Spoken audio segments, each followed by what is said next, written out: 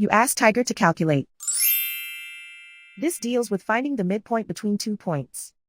The midpoint between the 2 points is -4, -31.5. Let's solve it step by step. Plot the 2 points and calculate the midpoint using the formula. The coordinates of point 1 are, x1 equals -19, y1 equals -15. The coordinates of point 2 are, x2 equals 11, y2 equals -48. PM represents the midpoint of the 2 points.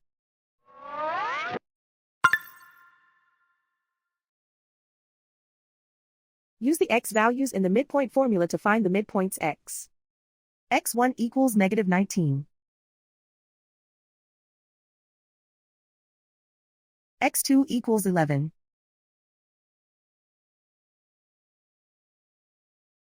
Simplify the arithmetic.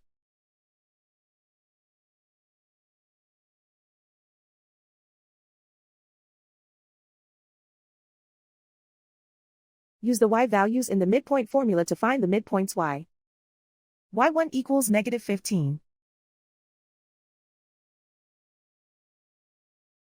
y2 equals -48. Simplify the arithmetic.